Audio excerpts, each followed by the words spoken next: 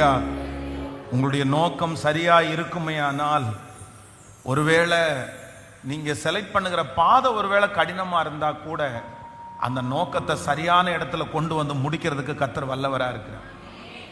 நான் சரியா தானே யோசிச்சேன், நான் இப்படி நடந்தா இப்படி ஆகும்னு தானே நினைச்சேன், நான் ஒரு நல்ல எண்ணத்தோட தானே பண்ணினேன், நான் ஒரு நல்ல சிந்தையோட தானே இந்த காரியத்தை பண்ணினேன், அது ஏன் தீமையா முடிஞ்சிருச்சு? நீங்க ஒரு நல்ல எண்ணத்தோட தானே அதை ஆரம்பிச்சீங்க. நீங்க நல்ல எண்ணத்தோட ஆரம்பிச்சு செஞ்ச அந்த காரியத்தை இன்னைக்கு ஒருவேளை உங்க கண்ணுக்கு முன்னாடி தீமையா இருந்தாலும் கண்டிப்பா அது நல்ல எண்ணத்தோட தான், நல்ல விதத்தோட தான் முடியும். அது தீமையா முடியவே முடியாது. ஹல்லேலூயா. விசுவாசிக்கிறீங்களா இல்லையா? ஆமென். பணத்தை வச்சோ, பொருளை வச்சோ, அழக வச்சோ ஒரு நாள் நம்ம என்ன பண்ணிட முடியாதுன்னா, என்ன பண்ணக்கூடாது அப்படின்னு சொன்னா, நம்ம எந்த காரியத்தையும் செஞ்சிடவே கூடாது. அந்த எண்ணத்தை ஆண்டவர் பார்க்கிறார், எண்ணத்தை கர்த்தர் பார்க்கிறார். என் எண்ணம் நன்றாய் இருப்பதற்கு ஆண்டவர் விரும்புகிறார். ஹல்லேலூயா. ஆமென். ரூத் நகோமிக்கு பின்னாடி போனதுக்கு காரணம் சொத்துக்காக போகல, என் மாமியாருக்கு பின்னாடி போனோன்னா எனக்கு சொத்து கிடைக்கும்ன்றதுக்காக போகல. அவங்க என்ன சொல்றாங்க அப்படின்னு சொன்னா, உம்முடைய தேவன் என்னுடைய தேவன், நீர் மரணம் அடைய இடத்தில் நானும் மரணம் அடைவேன், மரணமே அல்லாமல் வேறு ஒன்றும் என்ன பண்ணாதுன்னா உங்களை விட்டு பிரிக்கவே பிரிக்காது. ஒரு நல்ல எண்ணத்தோட அப்போ அந்த வயல்வெளியில பொறுக்க போகும்போது இந்த ஓனரை நம்ம கைக்குள்ள போட்டுறணும், இந்த ஓனர்கிட்ட கொஞ்சம் அப்படியே வித்தியாசமா பார்க்கணும், அந்த எண்ணத்தோட போகல. எனக்கும் எங்க மாமிக்கும் இப்ப பசிக்குது, நான் போய் ஏதாவது கொஞ்சம் கோதுமை எடுக்க வர போறேன், அவ்வளவுதான். அவங்களுக்கு வேற எந்த நோக்கமும் இல்லை. அவங்களுடைய நோக்கம் சரியானதா இருந்துச்சு. ஆனா அந்த இடத்துல ஆண்டவர் அவங்களுக்கு ஒரு கிஃப்ட் வச்சிருந்தாரா இல்லையா?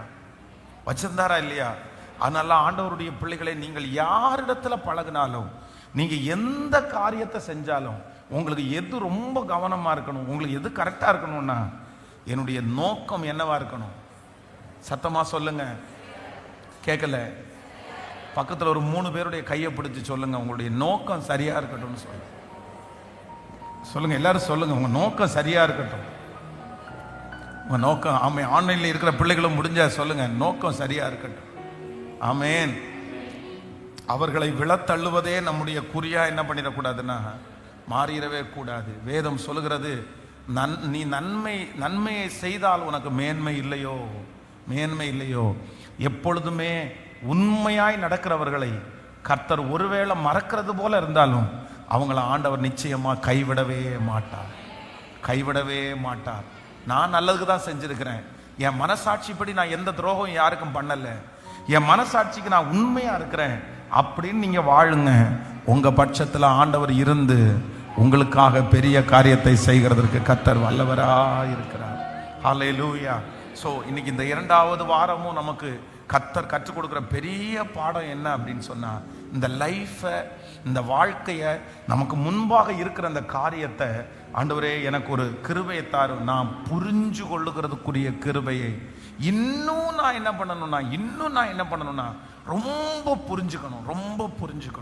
அப்படின்னா இந்த ஸ்பீக்கர் இங்க இருக்குன்னா, இந்த ஸ்பீக்கரை மேனுஃபேக்சரிங் பண்ற ஒருத்தர் இருக்கிறாரு, இந்த ஸ்பீக்கருக்கு டிசைன் பண்ற ஒருத்தர் இருக்கிறாரு. இவரால் எப்படி இந்த ஸ்பீக்கரை டிசைன் பண்ண முடிஞ்சிச்சு அப்படின்னு சொன்னா, இவர் முதல்ல என்ன பண்ணிட்டாருன்னா, இந்த ஸ்பீக்கரை அண்டர்ஸ்டாண்ட் பண்றாரு. இதனுடைய பொசிஷன் கரெக்டா இருக்குது, இதனுடைய அளவு கரெக்டா இருக்குது, இதனுடைய வால்யூம் கரெக்டா இருக்குது. அப்போ இதை அண்டர்ஸ்டாண்ட் பண்றாரு. இதை புரிஞ்சுக்கிற ஒரு மனுஷனால தான் இவ்வளவு பர்ஃபெக்ஷனா பண்ண முடியுமே தவிர, புரிஞ்சுக்காத ஒரு மனுஷனால, காப்பி அடிக்கிற ஒரு மனுஷனால ரொம்ப நாள் அதை செய்ய முடியாது. அதனால நீங்க இன்னொருத்தரை பார்த்து காப்பி அடிச்சு நம்முடைய வாழ்க்கையை வாழ முடியாது, காப்பி அடிச்சு நம்முடைய கணவனார் நம்ம நடத்த முடியாது, நம்முடைய மனைவியை இன்னொருத்தரை பார்த்து காப்பி அடிச்சு நம்ம நடத்த முடியாது. ஆனா அதே நேரத்தில் நம்ம புரிஞ்சுக்கிட்டோம்னு வச்சுக்கோங்களேன், நம்ம எப்படி நம்முடைய குடும்பத்தை நடத்த முடியும்னா ரொம்ப நேர்த்தியாய் நடத்த முடியும். அதனால இந்த பலிபீடத்திலிருந்து இந்த வெள்ளிக்கிழமை நான் உங்களை ஆசீர்வதிக்கிறேன்.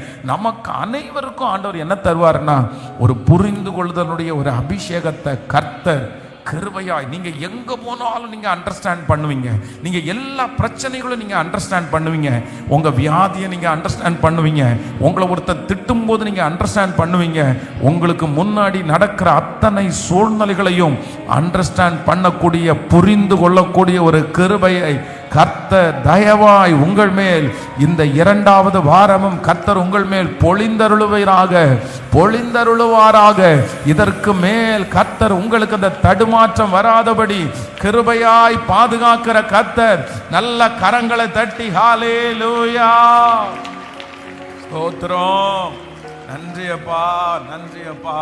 கவனிங்க, இந்த உலகத்துல நம்ம இன்னைக்கு உயிரோடு இருக்கிறதுக்கு என்ன காரணம்னு நினைக்கிறீங்க? நம்ம ஆண்டவரிடத்துல ஜெபம் பண்றதுனாலயா உயிரோடு இருக்கிறோம்? இல்ல ஆண்டவருக்கு ஊழியம் செய்யறதுனால நம்ம உயிரோடு இருக்குமா? இல்ல ஆண்டவருக்கு காணிக்கை கொடுக்கறதுனால உயிரோடு இருக்குமா? எதனால நம்ம இன்னைக்கு உயிரோடு இருக்கிறோம்? எதனால இன்னைக்கு நம்ம தப்பிச்சுட்டு இருக்கிறோம்? எதனால நம்ம இன்னைக்கு காமிச்சு கொடுக்க முடியாம இருக்கிறோம்? அப்படின்னா நம்மளை கர்த்தர் என்ன பண்ணியிருக்கிறாருன்னா அண்டர்ஸ்டாண்ட் பண்ணியிருக்கிறாரு, புரிஞ்சிருக்கிறாரு. யார? என்ன புரிஞ்சிருக்கிறாரு. எப்படி? என்ன நீங்க எல்லாம் என்ன எப்படி புரிஞ்சு வச்சிருக்கிறீங்க? நீங்க எல்லாம் என்ன எப்படி புரிஞ்சு வச்சிருக்கிறீங்க? ஒவ்வொருத்தரும் ஒவ்வொரு விதமா புரிஞ்சு வச்சுப்பீங்க. சிலர் என்ன சொல்ல தெரியுமா? ஐயோ, பாஸ்டர் எல்லாம் பயங்கரமான ஸ்ட்ராங்கான ஆளுங்க அப்படின்னு, அவரெல்லாம் பெரிய தைரியசாலிங்க அப்படின்னு. போன வாரத்தில் பாஸ்டர்மா அவங்க வீட்டு ஆள் ஒருத்தர்கிட்ட பேசிட்டு இருக்கும்போது உடனே அவங்க எனக்கு சந்தோஷமா தான் இருந்துச்சு. அவரெல்லாம் சிங்கம், அவரெல்லாம் பயப்பட மாட்டாரு அப்படின்னு சொன்னோன்னா பெருமையா தான் இருந்துச்சு.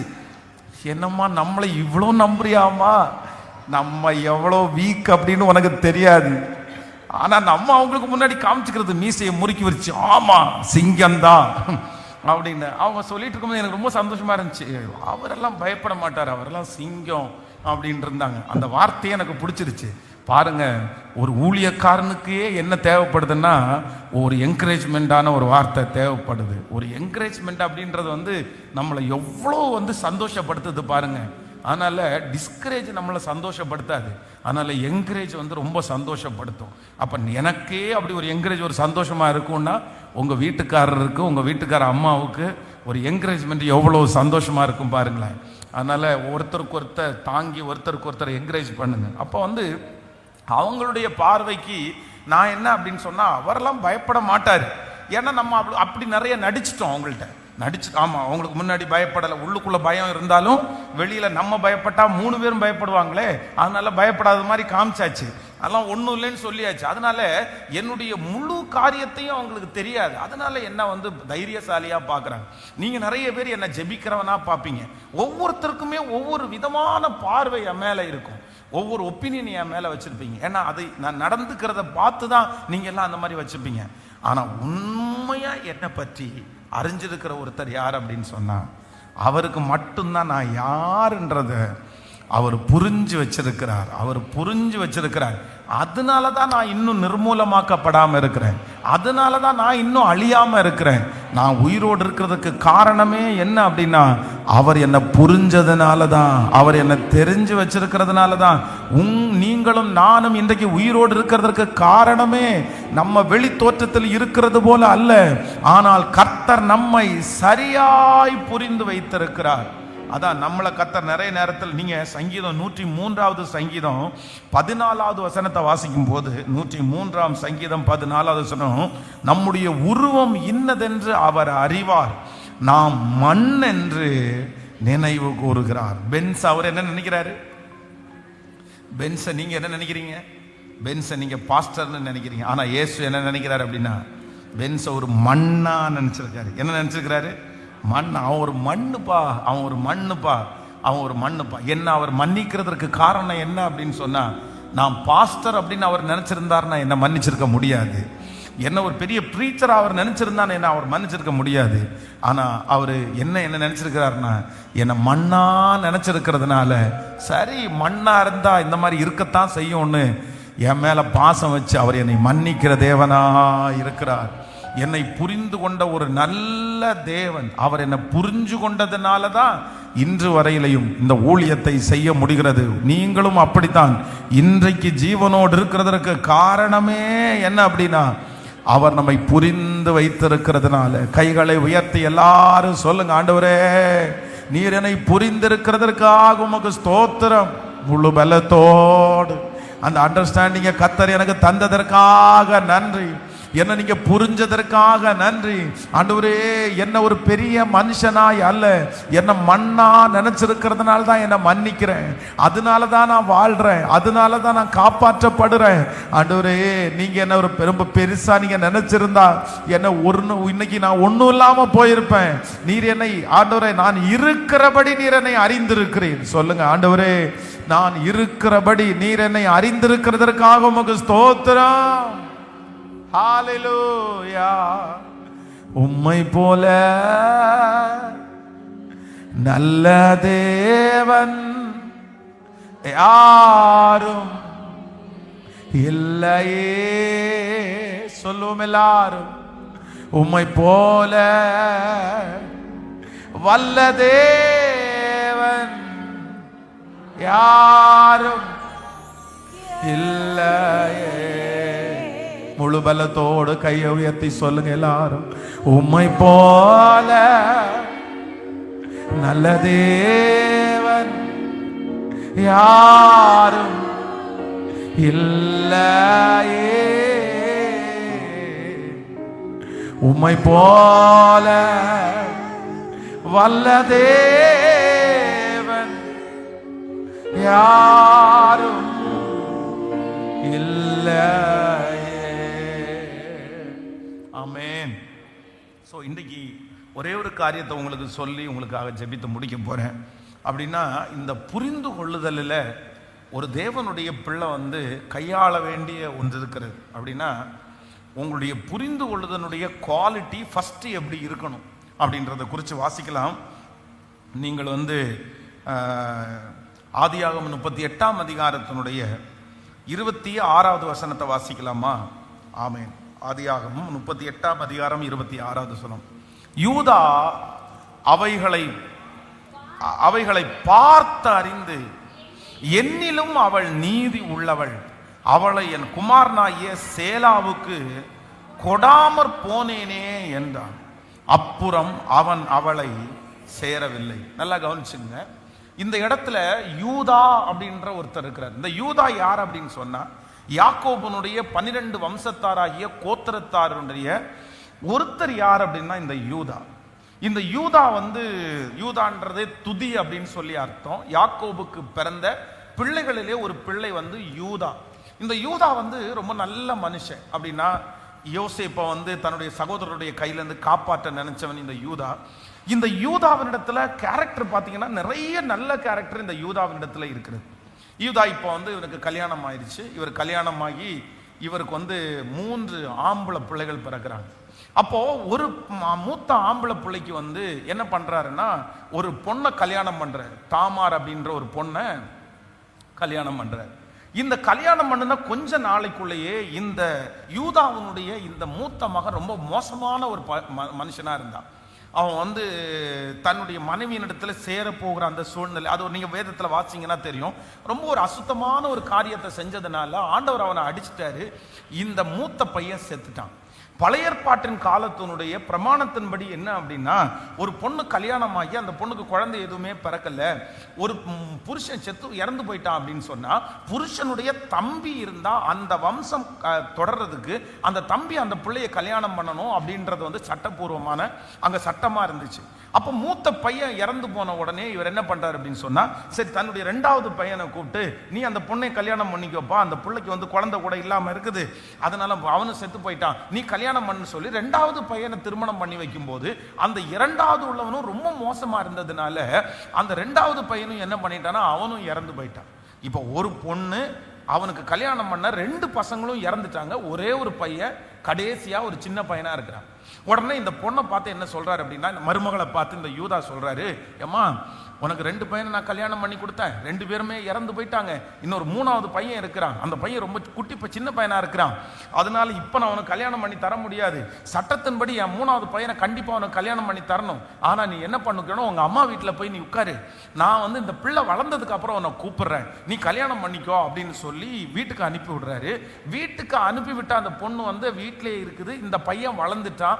ஆனாலும் இந்த பொண்ணுக்கு கல்யாணம் பண்ணி கொடுக்கறதுக்கு அப்பாவுக்கு இஷ்டம் இல்லை. என்ன அப்படின்னா, ஏற்கனவே 2 பசங்களை நம்ம கல்யாணம் பண்ணி கொடுத்தா அந்த பசங்களே செத்து போயிட்டாங்க. இப்போ 3வது ஒரு பையனையும் நம்ம வந்து கல்யாணம் பண்ணி கொடுக்க வேண்டாம்னு மனசுல தீர்மானம் பண்ணி இந்த பிள்ளையை எப்படியாவது கலட்டி விடணுன்றதுக்காக தான் இவர் அப்படி செஞ்சார். இந்த பொண்ணு போய் உட்கார்ந்து காத்து காத்து காத்து காத்து பார்க்குது. கடைசியில் என்ன ஆச்சு அப்படின்னு சொன்னா, தன்னுடைய அந்த பிள்ளைய கல்யாணம் பண்ணி கொடுக்கறது மாதிரி அவனுக்கு ஐடியாவே இல்லை.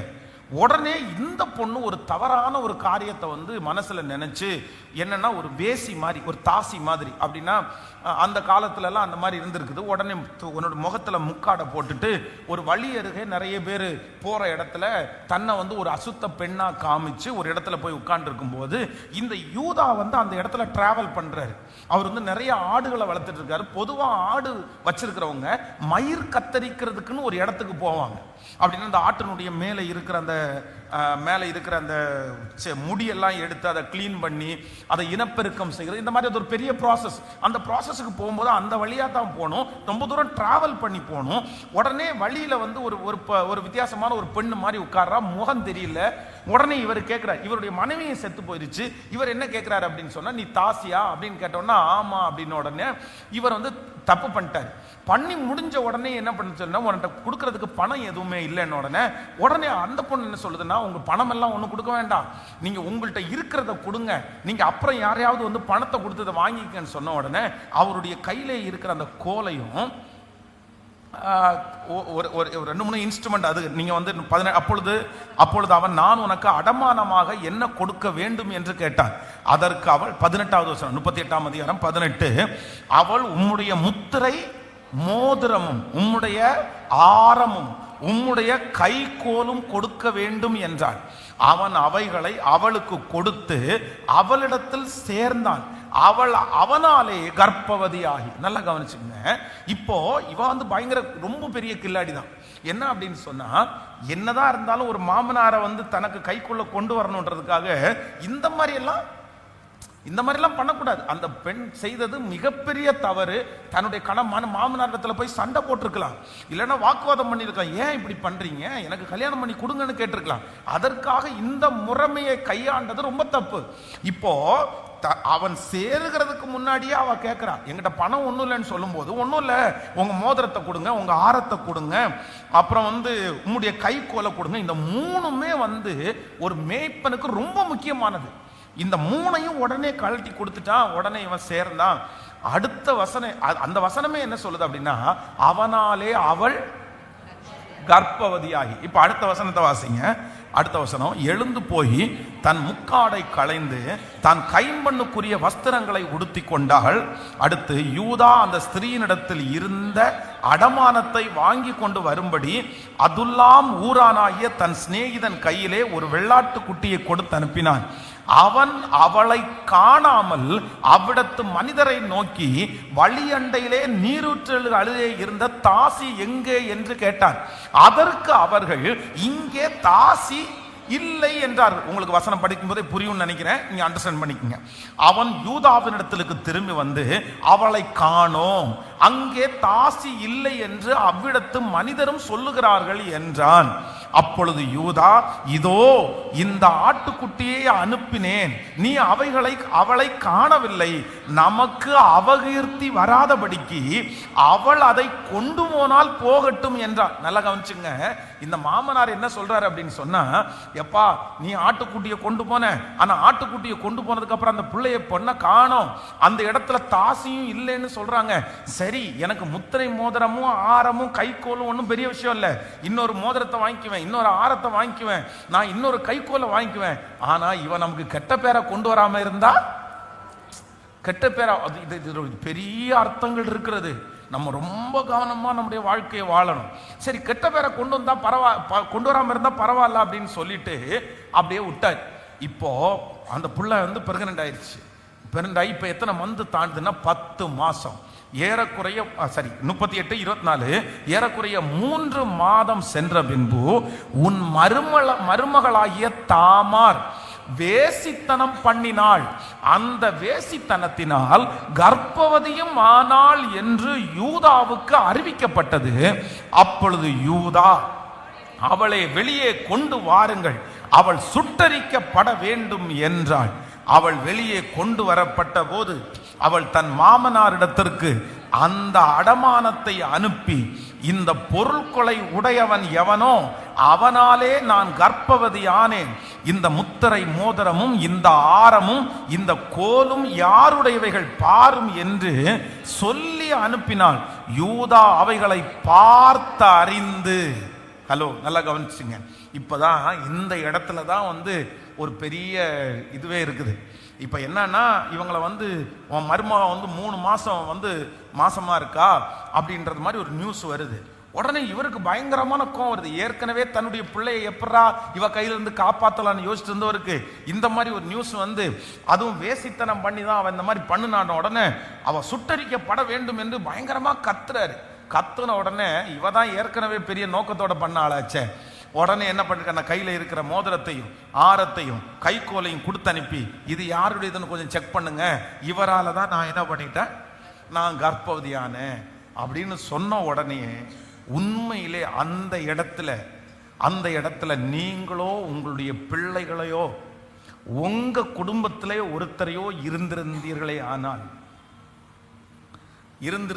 ஆனால் நீங்க என்ன செஞ்சிருப்பீங்க? யூதாவுடைய குடும்பத்தில் இருக்கிற நீங்க தான் ஒரு யூதான்னு வச்சுங்களேன், இந்த மாதிரி நடந்துருச்சு, நீங்க என்ன பண்ணியிருப்பீங்க, என்ன செஞ்சிருப்பீங்க?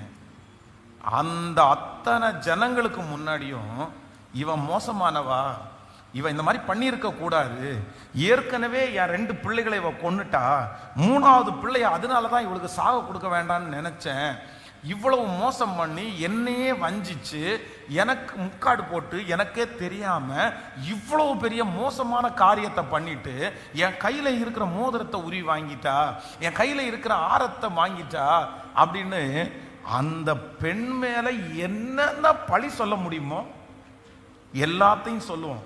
ஏன்னா நம்ம வாசிக்கும் போதே நமக்கு நிறைய பேருக்கு யார் மேல மிஸ்டேக்னு தோணுது? உங்களுக்கு சொல்லுங்க, உண்மையை யார் மேல மிஸ்டேக்னு தோணுது? ஒரு அப்பாவா இருந்து தன்னுடைய 2 பிள்ளைகளும் செத்து போன ரீசன் அவருக்கு தெரியாது. ஆனா இந்த பொண்ணை கல்யாணம் பண்ணதுக்கு அப்புறம் தான் தன்னுடைய பிள்ளைங்க செத்து போயிட்டாங்க அப்படின்ற காயம் ஏற்கனவே இருக்குமா இருக்காதா? அத்தனைக்கும் இவர் வழியே போகும்போது உங்க மருமக தான் நான் அப்படின்னு சொல்லி இருந்தா கண்டிப்பா அந்த மனுஷன் அந்த தப்பை பண்ணிக்க போறது இல்ல. அவருக்கே தெரியாம அதுவும் சரியா அந்த காரியங்கள் நடக்கிறதுக்கு முன்னாடியே தங்கையில மொத்த பொருளையும் வாங்கிட்டு இப்ப ஏமாத்துனது மாதிரி அவர் ஆட்டுக்குட்டியை கொண்டு வரும்போது அங்க இல்ல, எல்லாம் பிளான் பண்ணி ரொம்ப பக்காவா செஞ்சுட்டார். அப்போ அத்தனை பேருக்கு முன்னாடியும் ஐயா என் பேர்ல நீதி இல்லை, உண்மைதாயா, நான் தப்பு பண்ணது உண்மைதாயா, நான் அப்படி பண்ணியிருக்க கூடாது உண்மைதாயா, ஆனா நான் ஒரு சின்ன மிஸ்டேக் பண்ணேன்னா எனக்கு முன்னாடி இருக்கிற இவா சொல்லுங்க, எனக்கு முன்னாடி இருக்கிற இவா நான் 10% தப்புன்னா 99% மிஸ்டேக் யாருடையது? மொத்தத்தையும் அவங்க மேல போட்டிருப்போம். ஆனா இங்க யூதா சொல்ற ஒரு ஸ்டேட்மெண்ட் நான் ரொம்ப ஆடி போயிட்டேன். வாசிக்கலாமே 26வது அதிகாரம். யூதா அவைகளை பார்த்து அறிந்து என்னிலும் அவள் நீதி உள்ளவள், அவளை என் குமாரனாகிய சேலாவுக்கு கொடாமற் போனேனே என்றான். ஹலோ நல்லா கவனிச்சுங்க, இந்த இடத்துல யூதா என்ன சொல்றார் அப்படின்னு சொன்னா, என்னிலும் அவள், என்னிலும் அவள் நீதி உள்ளவள். நான் தான் தப்பு பண்ணேன், நான் தான் மிஸ்டேக் பண்ணேன், உன் பேர்ல எந்த தப்பும் இல்லப்பா, உன் பேர்ல நீ என்னை விட நீதி உள்ளவா, நீ என்னை விட நீதி உள்ளவா. நான் என்னுடைய பையனை உனக்கு கல்யாணம் பண்ணி கொடுத்துருந்தேன்னா நீ இந்த மாதிரி நீ என்ன பண்ணிருக்க மாட்ட, நீ இந்த மாதிரி செஞ்சிருக்க மாட்ட. நான் என் பையனை உனக்கு கல்யாணம் பண்ணி கொடுக்காதனாலதான் நீ இப்படி பண்ணுன. நம்மளா இருந்தா மொத்த பழியையும் அவங்க மேல போட்டுட்டு நீதான் காரணம், நீதான் காரணம், இந்த பிரச்சனைக்கு நீதான் காரணம், இந்த சண்டைக்கு நீதான் காரணம், இவ்வளவு பெரிய பிரச்சனைக்கு நான் இப்படி என்னுடைய வீட்டில் இருக்கிற ஒரு பிச்சி மல்லிப்பூ புடுங்கி ஒரு குரங்கு கையில் நான் கொடுத்துட்டேன், நீ குரங்கு வம்சத்தை சேர்ந்தவன், உன் குடும்பம் எதுவுமே சரியில்லாத குடும்பம். இன்னைக்கு வரைக்கும் நிறைய பேர் தங்களுடைய பிரச்சனைன்னு வரும்போது யார் மேலதான் போடுறாங்க அப்படின்னா, நீதான் தப்பு, நீதான் தப்பு, நீதான் மோசம் உள்ளவங்க, உன் குடும்பம் தான் மோசமானது. ஆனா உண்மையான ஒரு அண்டர்ஸ்டாண்டிங் என்ன அப்படின்னு சொன்னா, என்னை பார்க்கிலும் நீ நீதி உள்ளவள், என்னை பார்க்கிலும் அவள் நீதி உள்ளவள், என்னை பார்க்கிலும் அவள் நீதி உள்ளவள். ஆண்டவருடைய பிள்ளைகளே, உங்க குடும்பத்துல சமாதானம் வேணுமா? நீங்க சுகமா வாழணுமா? உங்க பிள்ளைங்க சுகமா வாழணுமா? எப்பொழுதுமே நம்ம தவறுகளை மிஸ்டேக்ஸை இன்னொருத்தர் இவங்க இப்படி பண்ணதுனால தான் நான் இப்படி பண்ணேன், இவங்க இப்படி இருந்ததுனால தான் நீ கோவப்பட்ட நான் கோவப்பட்டேன், நீ கத்துன நான் கத்துனேன், நீ கத்தி எடுத்த நான் கத்தி எடுத்தேன், நீ கெட்ட வார்த்தை பேசின நான் கெட்ட வார்த்தை பேசினேன், நீ அந்த மாதிரி பண்ண நான் இந்த மாதிரி பண்ணேன். நம்ம நிறைய பேர் என்ன சொல்றோம் அப்படின்னு சொன்னா, நீ பண்ணுன நான் பண்ணுனேன், நீ தான் மோசம், நீ தான் ஆரம்பிச்ச, சண்டையை ஆரம்பிச்சது நீ தானே, பிரச்சனையை ஆரம்பிச்சது நீ தானே அப்படின்னு சொல்லுகிற இந்த கிறிஸ்தவ உலகத்துல இந்த யூதா என்கிற மனுஷன் சொல்லும் போது என்ன சொல்றாரு அப்படின்னா, என்னை பார்க்கிலும் அவள் நீதி உள்ளவள், என்னை பார்க்கலாம். யாரோ ஒருத்தருக்கு ஒருவேளை இன்னைக்கு உங்க கணவனார் மேல கசப்போட வந்திருக்கலாம், உங்க மனைவி மேல கசப்போட அந்த வார்த்தையை கேட்கலாம், உங்க குடும்பத்தின் மேல கசப்போட அந்த வார்த்தையை கேட்கலாம். பாஸ்டர் எல்லாத்துக்கும் காரணம் அவர் தான் பாஸ்டர், எல்லாத்துக்கும் காரணம் அவங்க தான் பாஸ்டர், அவங்க அம்மா தான் பாஸ்டர் காரணம், இவங்க மாமியார் தான் காரணம். ஏதோ ஒரு எண்ணம் உங்களுக்குள்ள இருந்துட்டே இருக்கலாம். ஆனா ஆண்டவர் இன்றைக்கு தெளிவாய் பேசுகிறார். என்றைக்கு ஒரு தேவனுடைய பிள்ளை இந்த மிஸ்டேக் அவர்களால வந்ததுன்னு சொல்றதை விட இது என்னாலதான் என்னை பார்க்கலாம் அவர்கள் நீதி உள்ளவர்கள், நான் இப்படி நடந்திருக்க கூடாது, நான் இப்படி செஞ்சிருக்க கூடாது, நான் பண்ணினது தவறு, நான் இப்படி பேசி இருக்க கூடாது என்கிற உணர்வு என்றைக்கு ஒரு ஆண்டவருடைய பிள்ளைக்கு வருதோ அன்றைக்கு தான் ஆண்டவருடைய பிள்ளை அண்டர்ஸ்டாண்டிங் உள்ள தேவனுடைய பிள்ளையா இருக்கிறது. அந்த குடும்பம் கட்டப்படும், அந்த குடும்பம் ஆசீர்வதிக்கப்படும், அந்த குடும்பம் அந்த நபர் தான் ஆண்டவருக்கு பிரியமுள்ள ஒரு நபராய் மாற முடியும். ஹல்லேலூயா. எத்தனை பேரை ஆமோதிக்கிறீங்க? நீங்க தானே அதிகமா சர்ச்சுக்கு போறீங்க, நீங்க தானே அதிகமா ஜெபம் பண்றீங்க, நீங்க தானே அதிகமா இயேசு இயேசு இயேசுன்னு சொல்றீங்க, நீங்க தானே அபிஷேகத்துல நிறந்து ஜெபம் பண்றீங்க. பட் நீங்களே நான் தான் நீதி உள்ளவள், என் மேல எந்த மிஸ்டேக்கும் இல்லை அப்படின்னு சொன்னா எப்படி? இந்த இடத்துல உங்களுக்கு புரியும்னு நினைக்கிறேன். நம்முடைய பார்வைக்கு நம்ம ஒருவேளை நீங்களும் நானும் நியாயம் தீர்த்தோம்னா எப்படி நியாயம் தீர்ப்போம் அப்படின்னா, யூதாவுக்கு 100 அடின்னா அந்த அந்த அந்த மனுஷிக்கு எத்தனை அடி சொல்லுங்க? இவரை 100 டைம் சாட்டையில் அடிங்கப்பா, அந்த பொண்ணை 200 டைம் அடிங்கப்பா. ஏன் அப்படின்னா, ஐயோ என்னதான் இருந்தாலும் இந்த மாதிரி ஒரு மருமக, ஹலோ இந்த மாதிரி ஒரு மருமக இருக்கக்கூடாதுப்பா வீட்டில். எவ்வளோ மோசமான மருமக. ஏமா அந்த வயசான மனுஷனை என்னம்மா பாடுபடுத்துவ? நீ எதுக்குமா அந்த பொருளை நீ வச்சிருந்த? என்னென்னமோ கேள்வி கேட்போம், என்னென்னமோ கேள்வி கேட்போம். இன்னைக்கு யாரோ ஒருத்தர் மேல உங்களுக்கு குற்றம் இருக்கலாம், யாரோ ஒருத்தருக்கு மேல உங்களுக்கு ரொம்ப கசப்பு இருக்கலாம். அவங்க தான் பாஸ்டர், அவங்க தான் பாஸ்டர், அவங்க தான் பாஸ்டர். என் மாமியாரெல்லாம் என்ன பண்ண கொடுமை எவ்வளோ பெருசு தெரியுமா பாஸ்டர்? என் கணவனார் என்ன பண்ண கொடுமை எவ்வளோ தெரியுமா? என் நாத்தனார் என்ன பண்ணுனது எவ்வளோ தெரியுமா? அந்த மாதிரிலாம் நீங்க நினைக்கலாம். ஆனா நீங்க இன்னைக்கு மனசார ஒரு வார்த்தையை சொல்லுங்க, என்னை பார்க்கலாம். நிறைய பேருக்கு வாயில வரவே மாட்டேங்குது பாருங்களேன். போங்க பாஸ்டர், அவன் அவ்வளோ கெட்ட வார்த்தையில திட்டுறான், நீங்க என்ன பார்த்து என்ன பார்க்கலாம், அவன் நீதி உள்ளவன் அப்படின்னா நல்லா கவனிச்சுக்குங்க. இந்த நீதி அப்படின்றது எதுல வரையறுக்கப்படுகிறது, எந்த தராசுல நிறுத்தப்படுது அப்படின்னு சொன்னா, இப்ப 2 தராசு இருக்குது. இந்த 2 தராசுல உங்களுக்கு இருக்கிற தராசு என்னன்னா உன்னதமான தராசு. அப்படின்னா நீங்க ஆவிக்குரிய வாழ்க்கையில நல்ல குவாலிட்டி, நீங்க ஜெபிக்கிறவங்க, நீங்க ஆண்டவருடைய பிள்ளைகள். நம்ம சின்ன மிஸ்டேக் பண்ணாலும், இப்போ வெளியில ஒரு இடத்துல போறோம்னு வச்சுங்களேன், வெளியில ஒரு இடத்துல போகும்போது நமக்கு முன்னாடி நிற்கிறவன் பாத்தீங்கன்னா ஊரே வித்துட்டு வந்துருவான், அவ்வளவு பொய் சொல்லி ஊரே வித்துட்டு வந்துருவான். ஆனா அவன் சொன்னா அது பொய்யாவே, சொல்லுங்களேன், பொய்யாவே இருக்காது.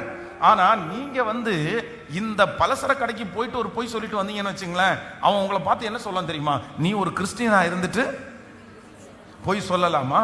நீ ஒரு பைபிளை தூக்கிட்டு, ஏண்டா நீ அண்ட புழுகு ஆகாச மொத்த புழுகையும் புழுகிட்டு, நீ அவ்வளவு புழுகல் மேன், நீ அத்தனை பொய் சொல்லிட்டு, நீ அவ்வளவு ஏமாத்திட்டு, நீ அவ்வளவு மோசமானவன். ஆனா நான் என்ன செஞ்சிருக்கிறேன்? ஒரு சின்ன விஷயம் சொல்றதுக்கு நீ எதுக்கு கிறிஸ்டியனா இருந்துட்டு போய் சொல்ற? கிறிஸ்டியனா இருந்துட்டு போய் சொல்லலாமா? பைபிளை தூக்கி போய் சொல்லலாமா? அப்போ நல்லா கவனிச்சுங்க. இங்க நீங்க சொல்லுகிற பொய்யும் நீங்க அவங்க சொல்ற பொய்யும் நிறுத்தப்படப்படுறதில்ல. உங்க பரிசுத்த வாழ்க்கையும் அவங்க பரிசுத்த வாழ்க்கையும் தான் நிறுத்தப்படுகிறது. அப்படி நிறுத்தப்படும் போது நம்ம பரிசுத்த நம்மிடத்தில் இருக்கிற எக்ஸ்பெக்டேஷன், நம்ம இந்த உலகத்திற்கு முக்கியமானவர்கள், நம்ம ஆண்டவருடைய பிள்ளைகள், நம்ம தலைவர்கள், நம்ம அப்படி பண்ணக்கூடாது. நம்ம அப்படி பண்ணக்கூடாது. நீங்க சில காரியத்தை செஞ்சா தப்பா போகாது. ஆனா நான் செஞ்சா சொல்லுங்க, நீங்க வாய் திறந்து ஒரு கத்தி பேசுனீங்கன்னா ஒன்னும் தப்பா போயிடாது. நீங்க கத்துவீங்க அப்படின்லாம். ஆனா நான் கத்துனா அதான். அப்போ இப்போ நீங்க நம்ம ரெண்டு பேர் சண்டை போடுறோம்னு வச்சுங்களேன். நீங்க தகாத வார்த்தையில கத்தி பிரச்சனை பண்ணிட்டீங்க, பயங்கரமா சத்தம் போட்டீங்க. நான் ஒரு 4 வார்த்தை கத்துனேன், அவ்வளவுதான். வேற எதுவுமே கத்தல. நீங்க பேசினது வண்டியா பேசியிருக்கிறீங்க. ஆனா யாரையாட்டையாவது போய் நின்று பாஸ்டரும் இந்த பிலீவரும் சண்டை போட்டாங்க, இவங்க இவ்வளவெல்லாம் பேசினாங்க, பாஸ்டர் இவ்வளவு பேசினாரு அப்படின்னு நியாயம் தீர்க்கிறதுக்கு ஒரு நியாயாதிபதியை வச்சா அந்த நியாயாதிபதி என்ன சொல்லுவாங்க? ஹலோ, என்ன சொல்லுவாங்க? நீங்க அதெல்லாம் இருக்கட்டும் சார், அதெல்லாம் இருக்கட்டும், அவங்க பேசுனதெல்லாம் இருக்கட்டும். ஆமா, எஸ்தர் சிஸ்டர் பேசுனது அப்படியே இருக்கட்டும், ஆமா அம்மா பேசுனது அப்படியே இருக்கட்டும், எல்லாம் அப்படியே இருக்கட்டும் வைங்க சார். நீங்க ஒரு பாஸ்டரா இருந்துட்டு நீங்க பேசலாமா? ஏன் அப்படின்னா என்னுடைய ஸ்தானம், என்னுடைய குவாலிட்டி, என்னை நம்புறது, நான் ஒரு உன்னதமான இடத்துல இருந்து என் ஸ்தானத்துல இருந்துட்டு அந்த காரியத்தை நான் என்ன பண்ணியிருக்க கூடாது அப்படின்னா செஞ்சிருக்க கூடாது. நான் சொல்றேன், நீங்க விலையேற பெற்றவர்கள். உங்க ஸ்தானம் பெருசு. உங்க கணவனாரை விட உங்க ஸ்தானம் பெருசு. உங்க குடும்பத்தை விட உங்க ஸ்தானம் பெருசு. உங்களை சுற்றி இருக்கிற சொந்தக்காரங்களை விட நீங்க பெரிய ஆட்கள். நீங்க ஆண்டவரை ஆராதிக்கிறவர்கள், நீங்க ஃபாஸ்டிங் பிரேயருக்கு வருகிறவர்கள், நீங்க ரட்சிக்கப்பட்டவர்கள், நீங்கள் ஞான ஸ்நானம் எடுத்தவர்கள், நீங்கள் அபிஷேகம் பெற்றவர்கள், நீங்கள் கர்த்தருக்கு ஊழியம் செய்கிறவர்கள். உங்க குவாலிட்டி ரொம்ப பெரிய குவாலிட்டி. கர்த்தர் உங்களை வச்சிருக்கிற இடம் உன்னதமான இடம். கர்த்தர் உங்களை கொண்டு போய் இருக்க வைக்கிற இடம் உன்னதமான இடம். இந்த இடத்துல இருந்துட்டு உங்களுக்கு இது தகுதி இல்லை, இந்த பைபிளை தூக்கிட்டு உங்களுக்கு இது தகுதி இல்லை, நீங்க இவ்வளவு ஜெபம் பண்ணிட்டு இந்த காரியம் உங்களுக்கு தகுதி இல்லை, நீங்க இவ்வளவு ஊழியம் செஞ்சுட்டு இவ்வளவு தகுதி இல்லை, நீங்க இருக்கிற ஸ்தானம் ரொம்ப பெருசு. அதனாலதான் இந்த யூதா என்ன சொல்றாரு அப்படின்னா, என்னை பார்க்கலும் அவள் நீதி உள்ளவள். இப்போ உங்களுக்குள்ள ஒரு அண்டர்ஸ்டாண்டிங் வரணும், ஒரு ஞானம் வரணும். ஆண்டவரே, எனக்குள்ள ஒரு ஒரு ஒரு புரிந்து கொள்ளுதல் வரட்டும். என்ன புரிந்து கொள்ளுதல் அப்படின்னா, எந்த பிரச்சனை வந்தாலும் நீங்க முதல்ல நீங்க உங்களை பார்த்து என்ன சொல்லணும்னா, நான் கோவப்பட்டிருக்க சத்தமா கேட்கல. நிறைய பேருக்கு வரவே மாட்டேங்குது. நான் கோவப்பட்டிருக்க கூடாது, நான் அந்த இடத்துல கொஞ்சம் அமைதியா இருந்திருக்கலாம். சரி, அவங்க ஒருவேளை நான் தப்பு பண்ணேன்னு சாரி கேட்டா கூட நீங்க என்ன சொல்லணும் அப்படின்னா, இல்லை இல்லை இல்லை இல்லை இல்லை இல்லை இல்லை, நீங்க சாரி கேட்கக்கூடாது, யார் நான் சாரி கேட்கணும் அப்படின்னு சொன்னேன். ஆனால் நம்ம நிறைய பேர் எப்படி உட்காந்துருக்கோம் தெரியுமா? அவ்வளோ பெரிய தப்பு பண்ணிட்டு போனோம், அப்படியே கல் மாதிரி உட்காந்துருக்கோம். வரட்டும், வந்து சாரி கேட்டுட்டு போட்டோம், அப்போ தான் நான் பேசுவேன், நம்ம உட்காந்துருக்கிறேன். இதெல்லாம் ஆவிக்குரிய வாழ்க்கையினுடைய குவாலிட்டியா? ஹலோ, சத்தமாக சொல்லுங்க, குவாலிட்டியா இல்லை? எப்படி இருக்கணும் நீங்க? இப்போ உங்க கணவனாரை பார்த்து அவர் பெரிய பிரச்சனை பண்ணியிருக்கலாம், உடனே நீங்க என்ன சொல்லணும்னு தெரியுமா? என்ன பார்க்கலாம் வரமாட்டேங்குத நிறைய பேர் இருக்குது. என்ன பார்க்கலாம், அவர் நல்லவர். சொல்லுங்க பார்க்கலாம், 2-3 டைம் சொல்லுங்க, என்ன விட நீங்க நல்லவங்க தாங்க. நீங்க சொல்றத பார்த்தா நல்லவரா? நம்ம பார்வைக்கு யார் தான் நல்லவங்க அப்படின்னு சொன்னா, நம்ம பார்வைக்கு நான் தான் நல்லவன், நான் தான் தாழ்ந்து போறேன், நான் தான் அமைதியா போறேன், நான் தான் விட்டு கொடுத்து போறேன். அவர் பேசின பேச்சு எவ்வளவு பெரிய பேச்சு, அந்த அம்மா பேசின பேச்சு என்ன பெரிய பேச்சு அப்படின்னு நம்ம சொல்லுவோம். ஆனா எனக்கு இந்த வார்த்தை இன்னைக்கு ரொம்ப, இதுதான் ஒரு மனுஷனுடைய பெரிய அண்டர்ஸ்டாண்டிங். என்னை பார்க்கலும், ஏமா நீ சின்ன பொண்ணுமா, நீ சின்ன பொண்ணு. அப்போ அந்த யூதா அந்த பிள்ளையை எப்படி பார்க்கிறாரு அப்படின்னு சொன்னா, நீ சின்ன பொண்ணு, நீ வாழ்க்கையில் எதுவுமே பார்க்கவே இல்லை. நானாவது 3 பிள்ளைகளை பெத்தெடுத்துட்டேன், நீ எந்த பிள்ளையும் பெத்தெடுக்கல. பட் நீ வாழவே இல்லை. நீ வாழ ஆரம்பிக்கிறதுக்கு முன்னாடி 2 பசங்க செத்து போயிட்டாங்க. எனக்கு அது காயமா இருந்தாலும் நீ எதிர்பார்க்கறது கரெக்ட் தான்ப்பா. உனக்கு ஒன்று என் பையனை கல்யாணம் பண்ணி கொடுத்துக்கணும், இல்லைன்னா வேற யாரையாவது கூட நான் கல்யாணம் பண்ணி வச்சிருக்கலாம், பட் நான் அதை செய்யலை, செய்யாமல் இருந்தது என் தப்பு தான் அப்படின்னு சொல்லிட்டு என்னை பார்க்கலும் அவள் நீதி உள்ளவள். ஹல்லேலூயா. இன்னைக்கு நிறைய பேருடைய குடும்பத்தினுடைய பிரச்சனைக்கு ஒரு முடிவு வரப்போகிறது. நிறைய பேருடைய சண்டைகள் சரியாக போகிறது. என் மனசுல எப்பொழுதும் ஒரு வார்த்தை குடியிருக்க போகுது. என்ன வார்த்தை குடியிருக்க போகுது அப்படின்னா, என்னை பார்க்கலும் அவன் நீதி உள்ளவன், என்னை பார்க்கலும் அவள் நீதி உள்ளவள். சொல்லுங்க பார்க்கலாம், ஒரு 4-5 டைம் சொல்லுங்க பார்க்கலாம். என்னை பார்க்கலும் ரதலமா ரஹதனரமா. ஹல்லேலூயா, ஹல்லேலூயா, ஹல்லேலூயா. உங்க ஸ்தானம் ரொம்ப பெருசு. கர்த்தர் உங்களை வச்சிருக்கிற பொசிஷன் ரொம்ப பெருசு. ஆண்டவர் உங்களை நம்புற இடம் ரொம்ப பெருசு. நீங்க அப்படி பண்ணுவதற்கு உடைய ஆள் கிடையாது. நீங்க நிறைய காரியத்தை செய்ய வேண்டிய ஆள். இயேசுவே, அந்த ஸ்தானத்தை குறிச்ச ஒரு அறிவை கர்த்தர் தாங்கப்பா. அந்த வயசை குறிச்ச ஒரு அனுபவத்தை எனக்கு தாங்கப்பா. என் வயசுக்கு நான் கத்தி இருக்க கூடாது. உங்களுக்கு எத்தனை அனுபவம் இருக்குமா? நீங்க எவ்வளவு பார்த்தீங்கம்மா? நீங்க எத்தனை பேரை பார்த்தாச்சு? இந்த இவ்வளவு தூரம் வளர்ந்து இத்தனை வயசாகி நீங்க அப்படி நடந்துக்கலாமா? அது சின்ன பொண்ணு இல்ல, அது சின்ன பையன் இல்ல, அது அவங்களுக்கு வயசு குறைவில்லை, அவங்க அப்படிதான் இருப்பாங்க. அந்த பிள்ளைக்கு அனுபவம் இல்லை, அந்த பையனுக்கு அனுபவம் இல்லை. ஆனா நீங்க அனுபவசாலி, நீங்க நல்ல வயசு உள்ளவங்க. நீங்க அந்த இடத்துல எப்படி கத்தலாம், நீங்க அந்த இடத்துல எப்படி பேசலாம், நீங்க அந்த இடத்துல எப்படி நீங்க அமைதியா இல்லாம போனீங்க. கர்த்தர் இன்னைக்கு நிறைய பேரை பார்த்து கர்த்தர் பேசிட்டே இருக்கிறாரு. இல்ல, இந்த அண்டர்ஸ்டாண்டிங்க கர்த்தர் உங்களுக்கு தருவார் ஆனால், ஆமென், தருவார் ஆனால் ஸ்தோத்திரம். உங்களுடைய குடும்பத்தில் ஒரு பெரிய சமாதானம் நதியை போல புறப்பட்டு வரப்போகிறது. சொல்லுங்க, கைகளை உயர்த்தி, இயேசுவே, இந்த அண்டர்ஸ்டாண்டிங்க கர்த்தர் எங்களுக்கு தாரும் ஆண்டவரேன்னு கேளுங்க. முழு பலத்தோட. ஹல்லேலூயா. ஸ்தோத்திரம், ஸ்தோத்திரம், ஸ்தோத்திரம், ஸ்தோத்திரம். எல்லாரும் சத்தத்தை உயர்த்தி, நீங்க தான் ஆண்டவருக்கு ரொம்ப பிரியமானவங்க, நீங்க ஆண்டவரோட நடக்கிறவங்க, நீங்க அந்த காரியத்தை செய்யறதுக்கு கர்த்தர் அனுமதிக்கிறது இல்லை. மகளே, நீ ஏன் பிள்ளை, மகனே, நீ ஏன் பிள்ளை. அவங்களையும் உன்னையும் நீ கம்பேர் பண்ணி பார்க்கவே கூடாது. அவர்களோட உன்னை ஒப்பிட்டு பார்க்க கூடாது. நீ எப்படி அவர்களோட உன்னை ஒப்பிட்டு பார்க்கிற? இல்ல, கர்த்தர் உங்களை அழைத்திருக்கிற அழைப்பு ரொம்ப வித்தியாசமானது. ஆண்டவர் உங்களுக்கு கொடுத்திருக்கிற ஆவிக்குரிய வாழ்க்கை மிகவும் உன்னதமான வாழ்க்கை. அது ஸ்தோத்திரம் ஆண்டவரே. நன்றி அப்பா, நன்றி, நன்றி, நன்றி. ஓ, அர்ப்பணிக்கின்றே,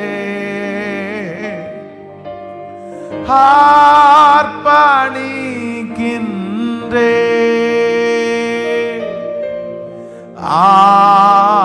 ஆவியாத்மா சாரீரம் யாவும் அர்ப்பணிக்கின்றே.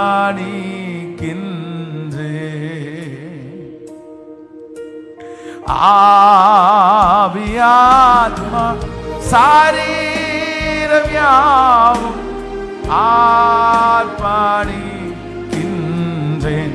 கைகள் எல்லாரும் உயர்த்தி, என்னை தருகிறேன், தருகிறேன், உம் கரத்தில் என்னை படைக்கிறேன், படைக்கிறேன், உம் பாதத்தில் என்னை தருகிறேன், தருகிறேன், உம் கரத்தில் என்னை படைக்கிறேன், படைக்கிறேன், உம் பாதத்தில்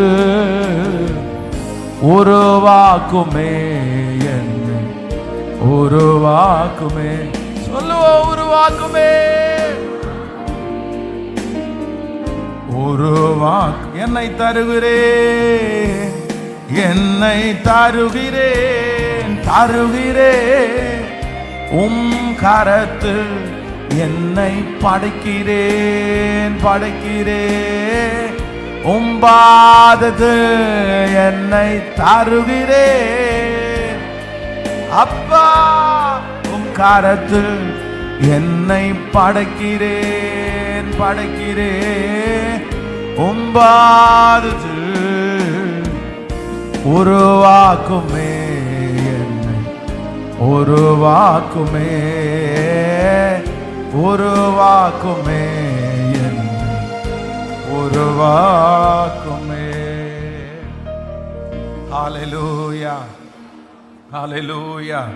உங்க குடும்பத்துல சமாதானம் உண்டாக, உங்க பிள்ளைகளுடைய வாழ்க்கையில சமாதானம் உண்டாக, நீங்க ரொம்ப சுகமாய் வாழ.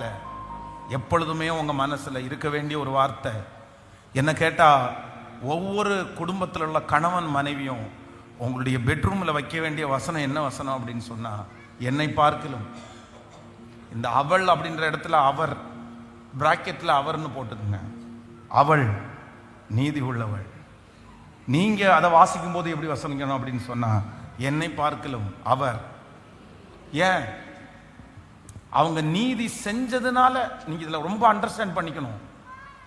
அவர் நீதி செஞ்சதுனால அவர் நீதி உள்ளவர் அல்ல, நீதி உள்ளவர் அல்ல. அவர்களுக்கு அது தகும், எனக்கு அது தகாது. என்னுடைய குவாலிட்டி வேற, அவங்க குவாலிட்டி வேற. என்ன ஆண்டவர் வச்சிருக்கிற ஸ்தானம் வேற. சொல்லுங்களேன், அவங்கள வச்சிருக்க. அதுக்கு தான் உதாரணம் சொன்னேன். இன்னைக்கு பாஸ்டர் இங்க இருக்கிறாருன்னா எனக்கு வேற, உங்களுக்கு வித்தியாசம். உங்களை மாதிரி நான் என்ன இருந்துட முடியாது. உங்களை மாதிரி நான், ஏன்னா என்கிட்ட என்கிட்ட கேள்வி நிறைய கேட்பாங்க.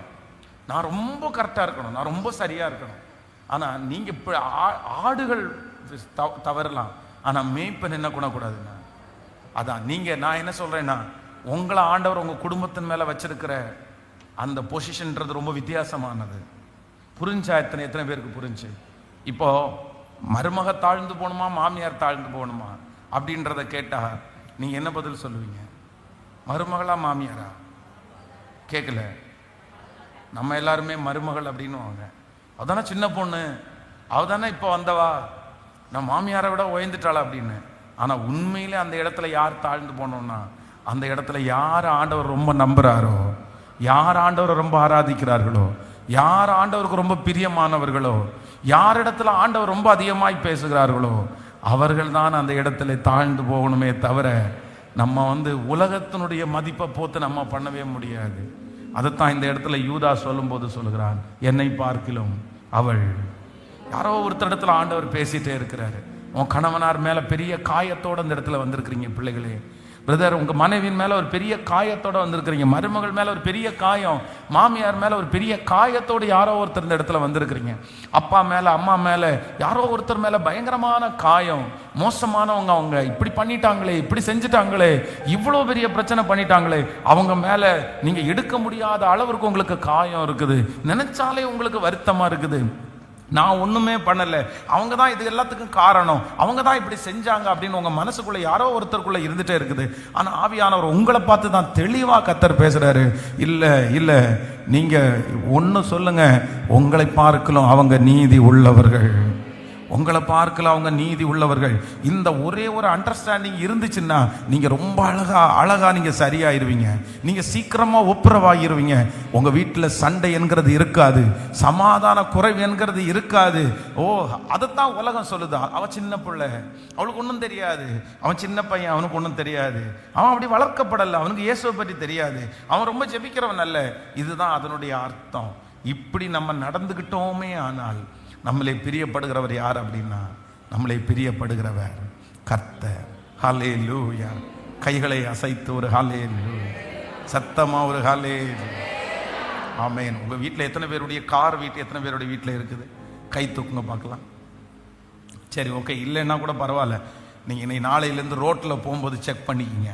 ஒரு கணவன் மனைவி 2 பேர் கார் ஓட்டிட்டு, ஒரு கணவன் கார் ஓட்டுறாரு, மனைவி உட்காந்துருக்காங்கன்னா அந்த காரெல்லாம் நீங்க வாட்ச் பண்ணி பாருங்க.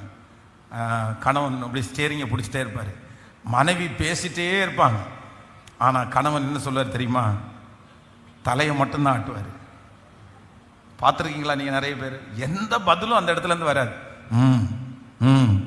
சரி, தலையாட்டி. இவங்க எப்படி பேசுவாங்க அப்படின்னா, இங்கேருந்து சிவானந்த காலிலேருந்து சிங்காநல்லூர் வரைக்கும் போகணுன்னா சிவானந்த காலிலேருந்து சிங்காநல்லூர் வரைக்கும் பேசுவாங்க. ஆனால் அந்த மனுஷனுடைய வாயிலிருந்து ஒரு வார்த்தை கூட வெளியில் வரவே வராது. ஆனால் எப்பவும் போல இவ்வளவு பேசி இருக்கிறாங்களே, இறங்கின உடனே, ஏமா நீ வாயை வச்சுட்டு சும்மா இருக்க மாட்டியா? இவ்வளவு பேசிட்டே வர சிவானந்த காலிலேருந்து சிங்கானூர் வரையும் பேசணுமாமா அப்படின்னு எந்த கணவனாரும் கேட்பாங்கன்னா 90% கணவனார் கேட்கவே மாட்டாங்க. எதையுமே எடுத்துக்க மாட்டாங்க. ஏன் அப்படின்னா அந்த கணவனார் மனசுல நினைப்பாரு, அவ அப்படித்தான். அவருடைய மனசுல ஒன்னே ஒன்று ஓடும். என்ன ஓடும்னா, அவ அப்படித்தான், அவ அப்படித்தான், அவ அப்படித்தான். ஒரு விதத்துல இது ஒரு ஒரு நல்ல அண்டர்ஸ்டாண்டிங் தானே. அவ பேசுவா, ஆனா மனசுக்குள்ள என்ன பண்ணாது, ஒன்றும் இருக்காது. அவள் பாட்டுகளோட பேசுவா, மற்ற மாதிரி அவள் ஒன்றும் இல்லை, வெறும் டம்மி பீஸ் தான், எதுவுமே பண்ணாது. பட் அது பாட்டுக்கு பேசிட்டே இருக்கும். நம்ம பேசுறதுக்கு மட்டும் கொஞ்சம் ஸ்பேஸ் கொடுத்துட்டோம்னா பரவாயில்ல. அப்படியாப்பா, சரிப்பா, இதை சொல்கிறேன். அதே நேரத்தில் இது அப்படியே ஆப்போசிட்டாகவும் இருக்கும். நிறைய ஆண்கள் அப்படியே பேசிட்டு இருக்கும்போது பெண்கள் அவர் அப்படி தான். நீங்கள் எத்தனையோ விஷயத்தில் பெண்கள் அப்படி தான். அப்படி ரொம்ப கோவப்பட்டு கத்தி, எதுக்கு கோவப்படுறாருன்னே தெரில, எதுக்கு அவர் கத்துறாருன்னே தெரில. ஆனால் உங்கள் மனசுக்குள்ளே என்ன இருக்கும் அப்படின்னா, நீங்கள் அப்படியே வண்டியிலேருந்து இறங்கினோன்னா சகஜமாக பேசுவாங்க. ஏன்னா இவ்வளவு பேசுகிறாரு, உங்களால் எப்படி பேச முடியுதுன்னு உடனே மனசுக்குள்ளே நீங்கள் என்ன சொல்லுவீங்க தெரியுமா? அவர் சொல்லுங்க, அவர் அப்படி தான். டென்ஷனை வேற எங்கே கொட்டுவார்? டென்ஷன் வந்தால் எங்கிட்ட தானே கொட்டுவார். இது ஒரு பெரிய அண்டர்ஸ்டாண்டிங். இது என்னை அது ரொம்ப அழகான அண்டர்ஸ்டாண்டிங். அதனால தான் அந்த குடும்பம் இன்னைக்கு வரைக்கும் என்ன பண்ணுது அப்படின்னா, சண்டை இல்லாமல் ஓடுது. இனி நிறைய இந்த வருஷத்தில் நிறைய குடும்பங்களை ஆண்டவர் கட்ட போறாரு. பொதுவாக சமீப காலங்களில் நிறைய குடும்பங்கள் பிரிஞ்சுட்டே இருக்குது. பிள்ளைங்க நிறைய பேர் வாழவே இல்லை. கணவன் மனைவிக்குள்ள பிரிவினை ரொம்ப அதிகமாக வருது. டைவர்ஸ் கேஸ் ரொம்ப ஜாஸ்தியாக வருது. இதனாலே நிறைய பிள்ளைகள் திருமணம் பண்ணுறது கூட பயப்படுறாங்க. எங்கு பார்த்தாலும் கணவன் மனைக்குள்ள பிரச்சனை, எங்கு பார்த்தாலும் பிரிவினை. ஆனால் ஆண்டவருடைய பிள்ளைகளுடைய குடும்பத்தில் உன் அலங்கத்திற்குள்ளே சமாதானமும் உன் அரண்மனைக்குள்ளே சுகத்தையும் கர்த்தர் தருவாராக.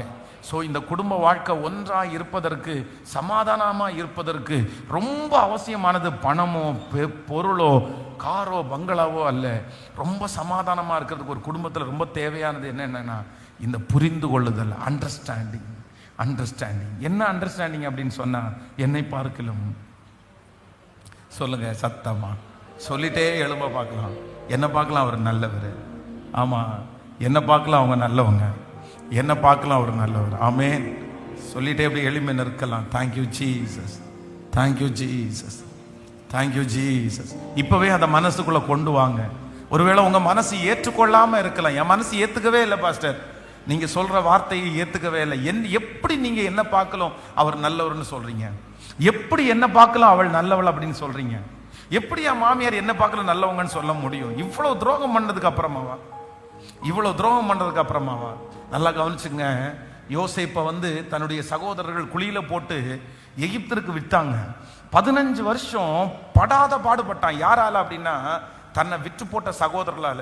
ஆனா அந்த விற்று போட்ட சகோதரர்கள் எல்லாரும் சொல்றாங்க, நீங்க என்ன மன்னிப்பீங்களா அப்படின்னு கேட்கும்போது யோசேப்பு என்ன சொல்றாரு அப்படின்னா, நீங்களோ எனக்கு தீமை செய்ய நினைத்தீர்கள், கர்த்தரோ இன்று நடந்து வருகிறபடியே அதை நன்மையாய் முடிய பண்ணினார். நீங்கள் என்னை இவ்விடத்திலே விற்று போட்டதை குறித்து நீங்கள் விசாரப்பட வேண்டாம், நீங்க கவலைப்பட வேண்டாம். ஜீவரட்சனை செய்யும்படியாக கர்த்தர் உங்களுக்கு முன்னே என்னை அனுப்பினார். அதான் ஆண்டவருடைய பிள்ளைகளுக்கு. இல்ல பரவாயில்லப்பா, நீ என்ன திட்டுனதை குறிச்செல்லாம் பரவாயில்லப்பா, நீ என்ன அப்படி பேசுனது குறிச்செல்லாம் பரவாயில்லப்பா, நீ தான் என்ன திட்டுன, நீ தான் என்ன பேசின, ஆனா நீ பேசினதெல்லாம் அப்படி பேசினது நல்லதுதான், அதனாலதான் நான் இன்னைக்கு நல்லா இருக்கேன், அதனாலதான் இன்னைக்கு நான் ஸ்ட்ராங்கா இருக்கிறேன், அதனாலதான் இன்னைக்கு நான் மனுஷனை நம்புறது இல்லை. நல்ல ஒரு பாடத்தை கற்பித்து கொடுக்கறதுக்கு தான் ஆண்டவர் உன்னை பயன்படுத்தினாரே தவிர உன் மேல எனக்கு எந்த விதமான கசப்பும், உனக்கு எந்த விதமான கசப்பும் எனக்கு இல்லை. எத்தனை பேர் சொல்ல முடியும்? Thank you Jesus. இன்னைக்கு பிரிந்த குடும்பங்கள் எல்லாம் ஆண்டவர் ஒன்று சேர போறாரு. ஓ ஹல்லேலூயா. உங்க பிள்ளைகளுக்கு தயவு செய்து உங்க பிள்ளைகளிடத்துல சொல்லுங்க, உங்களுடைய வாலிப பிள்ளைகளிடத்துல சொல்லுங்க, கல்யாணம் பண்ணுகிற பிள்ளைகளிடத்துல சொல்லுங்க. என்ன சொல்லுங்க அப்படின்னு சொன்னா, உனக்கு என்ன வேணும்னா அண்டர்ஸ்டாண்டிங் ஸ்பிரிட் உனக்கு கண்டிப்பா வேணும். நீ என்ன பண்ணணும்? சத்தமா சொல்லுங்க, நீ அண்டர்ஸ்டாண்ட் பண்ணிக்கோ. உடனே உங்க பிள்ளை அவரை குறித்து தப்பா பேசின உடனே நீ ரொம்ப மோசமானவன்ற வார்த்தையை நீங்க சொல்லிடாதீங்க. உங்க பையன் அந்த பொண்ணை குறித்து ஒரு கெட்ட வார்த்தையை சொன்ன உடனே, ஐயோ இவ்வளவு பண்ண இவ்வளவு மோசமான ஒரு ராட்சதியா கிடைச்சிட்டா அப்படின்னு நம்ம உடனே சொல்லிடக்கூடாது. நம்ம உடனே என்ன பண்ணணும் அப்படின்னு சொன்னா, உன்னை விட அவன் நல்லவதான்ப்பா, அந்த மாதிரி சொல்லணும். ஏன்னா அந்த இடத்துல உங்க பிள்ளை தான் ரொம்ப தாழ்ந்து போகணும். ஏன்னா நம்ம ஆண்டவருடைய பிள்ளைகள். ஹல்லேலூயா.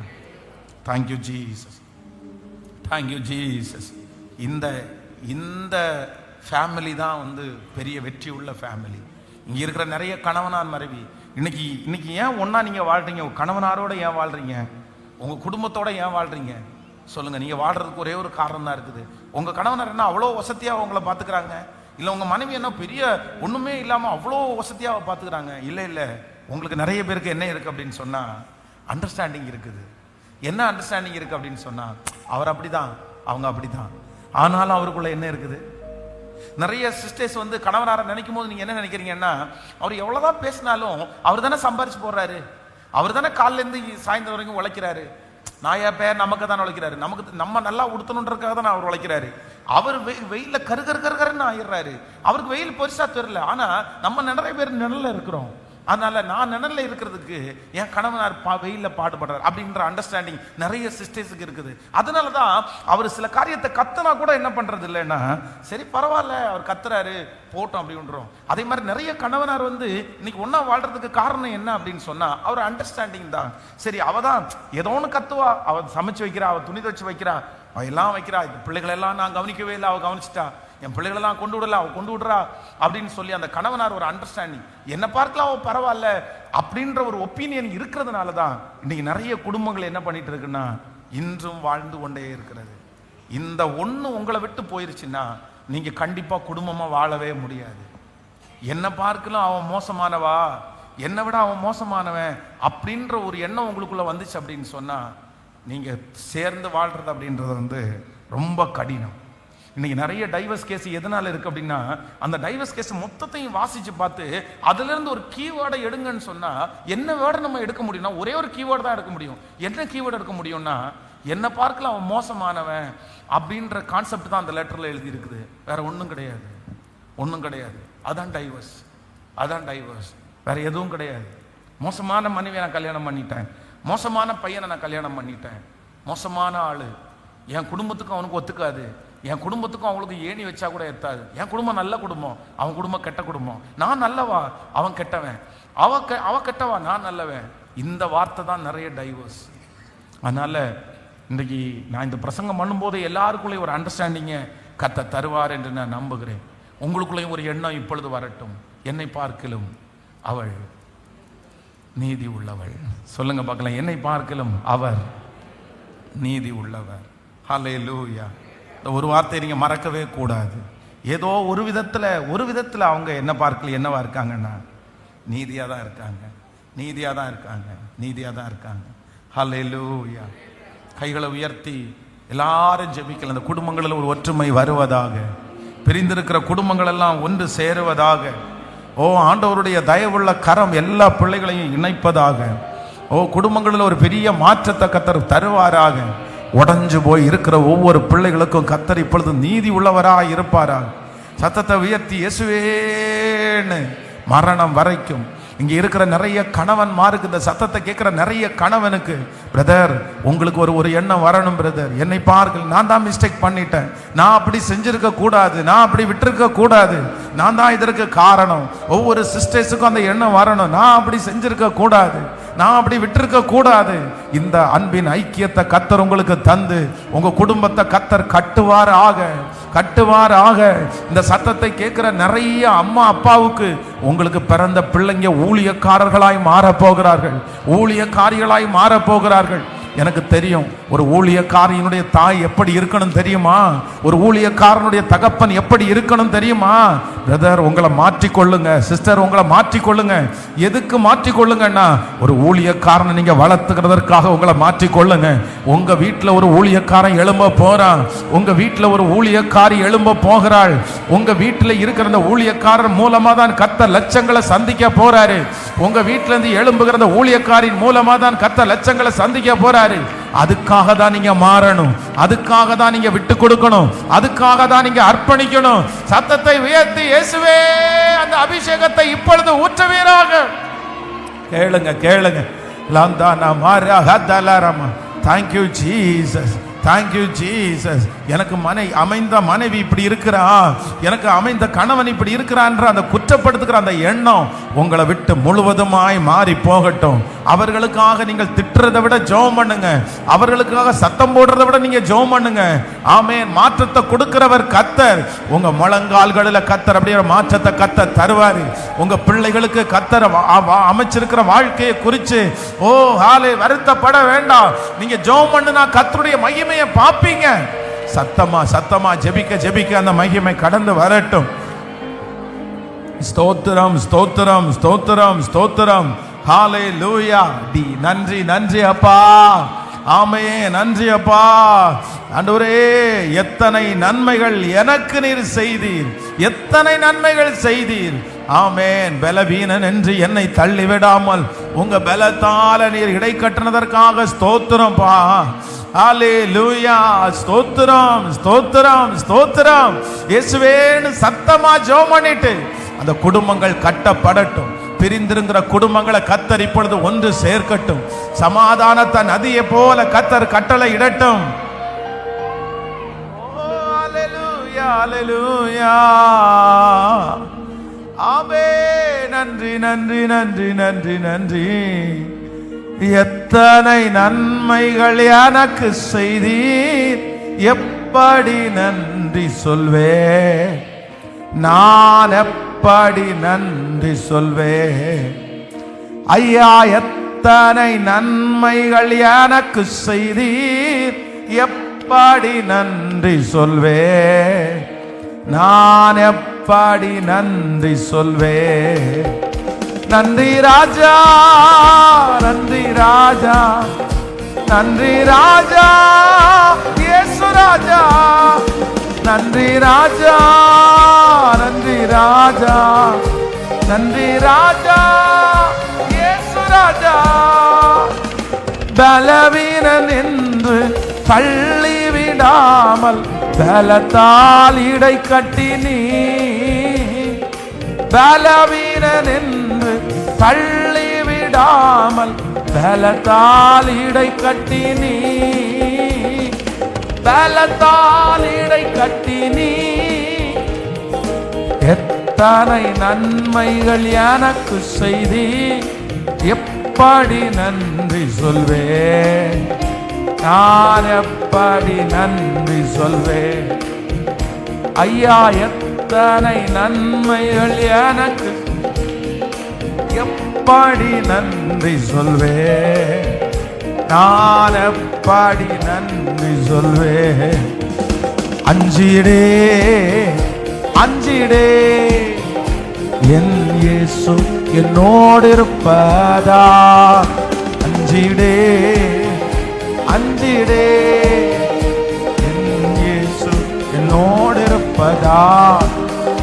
அஞ்சிடே அஞ்சிடே, என் இயேசு என்னோடு இருப்பதா. அஞ்சிடே அஞ்சிடே, என் இயேசு என்னோடு இருப்பதா.